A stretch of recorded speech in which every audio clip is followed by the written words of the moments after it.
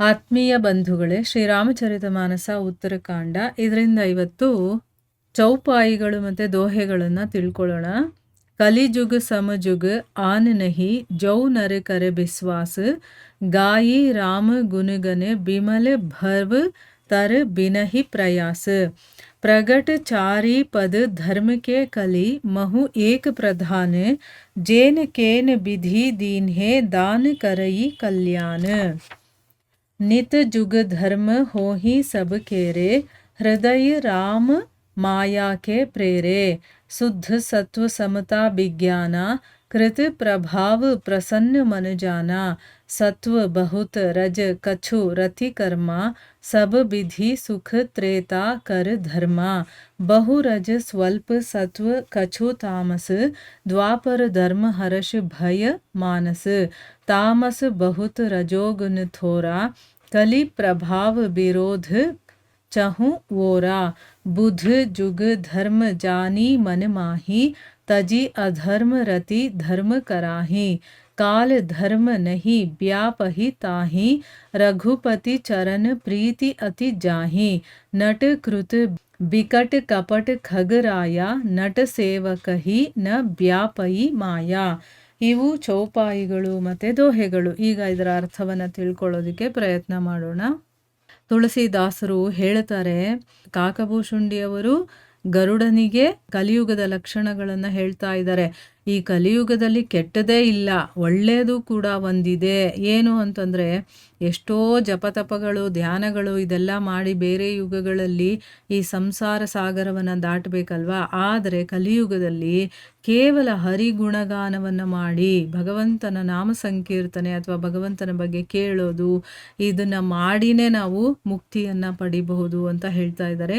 ಭಗವಂತನನ್ನು ಭಜಿಸುವಂಥವರು, ಅನನ್ಯ ಭಕ್ತಿಯಿಂದ ಆ ಭಗವಂತನ ಗುಣಗಳನ್ನು ಕೀರ್ತನೆ ಮಾಡುವಂಥವರು ಭವಸಾಗರದಿಂದ ಸುಲಭವಾಗಿ ಪಾರಾಗ್ತಾರೆ. ಇದರಲ್ಲಿ ಸಂದೇಹನೇ ಇಲ್ಲ. ಕಲಿಯುಗದಲ್ಲಿ ನಾಮ ಮಹಿಮೆ ಅನ್ನೋದು ಪ್ರತ್ಯಕ್ಷವಾಗಿದೆ. ಕಲಿಯುಗದ ಮತ್ತೊಂದು ಮಹಿಮೆ ಏನಪ್ಪ ಅಂತಂದರೆ, ಮಾನಸಿಕ ಪುಣ್ಯ ಇದೆ, ಆದರೆ ಮಾನಸಿಕ ಪಾಪ ಅನ್ನೋದು ಇಲ್ಲ ಅಂತ ಹೇಳಿದ್ದಾರೆ.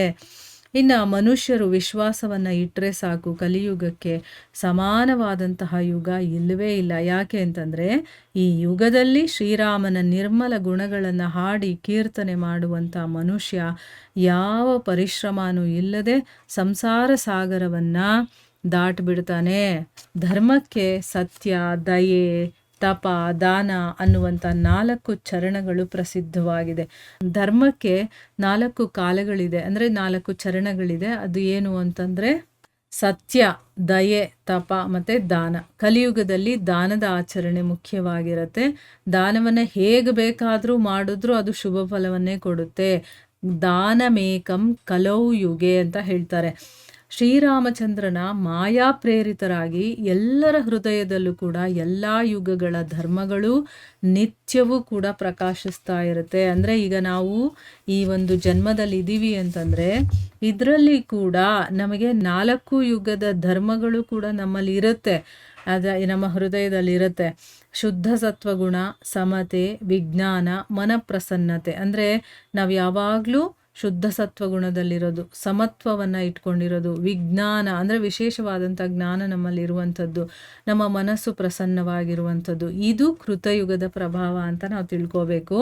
ಇನ್ನು ಸತ್ವಗುಣ ಏನಾದರೂ ಹೆಚ್ಚಾಗಿತ್ತು, ಅದರಲ್ಲಿ ಸ್ವಲ್ಪ ರಜೋಗುಣ ಏನಾದರೂ ಮಿಶ್ರವಾಗಿದ್ದರೆ ಅದು ತ್ರೇತಾಯುಗದ ಲಕ್ಷಣ ಅಂತ ತಿಳ್ಕೋಬೇಕು. ಆಮೇಲೆ ಅದರ ಪ್ರಭಾವದಿಂದ ಏನಾಗುತ್ತೆ, ನಾವು ಮಾಡುವಂಥ ಕರ್ಮದಲ್ಲಿ ಪ್ರೀತಿ ಮತ್ತು ಎಲ್ಲ ರೀತಿಯ ಸುಖಗಳು ಬರುತ್ತೆ. ಈಗ ಸತ್ವಗುಣ ಹೆಚ್ಚಾಗಿರಬೇಕು, ಅದರಲ್ಲಿ ಸ್ವಲ್ಪ ರಜೋಗುಣ ಇದ್ದಾಗ ಈ ರೀತಿಯ ಒಂದು ಪ್ರಭಾವ ನಮ್ಮಲ್ಲಿ ಬೀರುತ್ತೆ. ನಾವೇನಾದರೂ ಕೆಲಸ ಮಾಡ್ತಾ ಇರ್ತೀವಲ್ಲ, ಅದರಲ್ಲಿ ನಮಗೆ ಪ್ರೀತಿ ಇರುತ್ತೆ ಮತ್ತು ಎಲ್ಲ ರೀತಿಯ ಸುಖ ನಮಗೆ ಸಿಗ್ತಾ ಇರುತ್ತೆ. ಇನ್ನು ರಜೋಗುಣ ಏನಾದರೂ ಹೆಚ್ಚಾಗಿದ್ದು, ಅದರಲ್ಲಿ ಸತ್ವಗುಣ ಸ್ವಲ್ಪ ಇದ್ದು ತುಂಬ ಕಡಿಮೆ ಇದ್ದು, ಸ್ವಲ್ಪ ತಮೋಗುಣ ಕೂಡ ಮಿಶ್ರ ಆಗಿದ್ದರೆ, ಅದರಲ್ಲಿ ಮಿಕ್ಸ್ ಆಗಿದ್ದರೆ, ಮನಸ್ಸಲ್ಲಿ ಹರ್ಷ ಮತ್ತು ಭಯ ಇದ್ದರೆ ಅದು ದ್ವಾಪರ ಯುಗದ ಲಕ್ಷಣ ಅಂತ ತಿಳ್ಕೋಬೇಕು. ಇನ್ನು ತಮೋಗುಣನೇ ಹೆಚ್ಚಾಗಿದ್ದು ರಜೋಗುಣ ಸ್ವಲ್ಪ ಮಿಶ್ರ ಆಗಿದ್ದರೆ ಎಲ್ಲ ಕಡೆನೂ ಕೂಡ ವೈರತ್ವ, ವಿರೋಧ ಇದೆಲ್ಲ ಕೂಡ ವ್ಯಾಪಿಸ್ಕೊಂಡಿರುತ್ತೆ. ಇದು ಕಲಿಯುಗದ ಪ್ರಭಾವ ಅಂತ ಅಂದ್ಬಿಟ್ಟು ಇಲ್ಲಿ ಹೇಳ್ತಾ ಇದ್ದಾರೆ.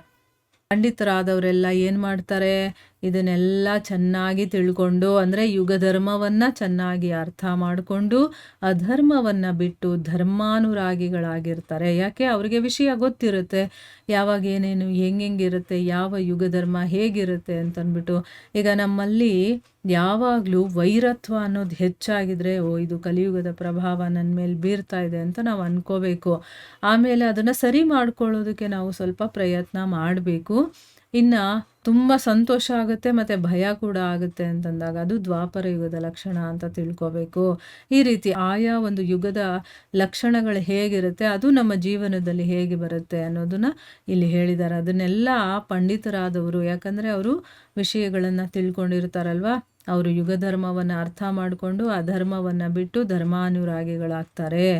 ಶ್ರೀ ರಘುನಾಥನ ಚರಣಗಳಲ್ಲಿ ಅತ್ಯಂತ ಪ್ರೀತಿ ಇರುವಂಥವನನ್ನು ಯುಗ ಧರ್ಮ ಏನೂ ಮಾಡೋದಿಲ್ಲ.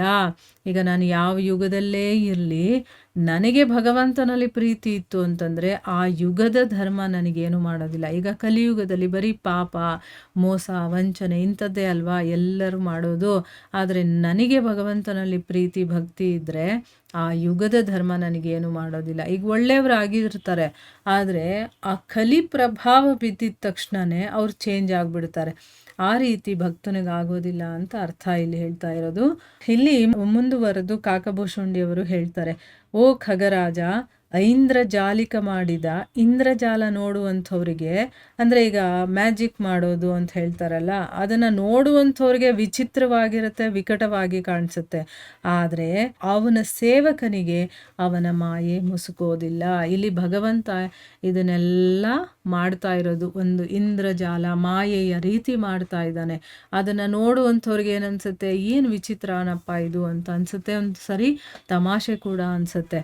ಆದರೆ ಯಾರು ಭಗವಂತನ ಸೇವಕನಾಗಿರ್ತಾನೋ ಅವನಿಗೆ ಯಾವತ್ತೂ ಮಾಯೆ ಅನ್ನೋದೇ ಮುಸ್ಕೋದಿಲ್ಲ. ಅವನಿಗೆ ಹೇಗಿರುತ್ತೋ ಹಾಗೆ ಕಾಣಿಸ್ತಾ ಇರುತ್ತೆ. ಅದರಿಂದ ಅವನಿಗೇನೋ ಅಲ್ಲಿ ವಿಚಿತ್ರನೂ ಅನಿಸಲ್ಲ, ಅಲ್ಲಿ ವಿಕಟತನ ಕೂಡ ಅವನಿಗೆ ಅನಿಸೋದಿಲ್ಲ. ಭಗವಂತನಿಗೆ ಯಾರು ಶರಣಾಗಿರ್ತಾರೋ ಅಂಥವರಿಗೆ ಯಾವುದೇ ಯುಗದ ಒಂದು ಮಾಯೆ ಅವನ ಮೇಲೆ ಬೀಳೋದಿಲ್ಲ ಅನ್ನೋದು ಇದರ ಅರ್ಥ. ಅದಕ್ಕೋಸ್ಕರನೇ ಭಗವಂತನ ಭಕ್ತರಾಗಬೇಕು, ಅದೊಂದೇ ಇರೋದು. ಇದರಿಂದ ಪಾರಾಗಬೇಕು ಅಂತಂದರೆ ನಾವು ಭಗವಂತನ ಭಕ್ತರಾಗಿರಬೇಕು ಅಂತ. ಸೊ ಅದಕ್ಕೆ ಏನು ಮಾಡಬೇಕೋ ಆ ಸಾಧನೆಗಳನ್ನು ನಾವು ಮಾಡಬೇಕಾಗತ್ತೆ. ಸೊ ಇಲ್ಲಿಗೆ ನಾವು ನಿಲ್ಲಿಸೋಣ. ಹರೇ ಕೃಷ್ಣ.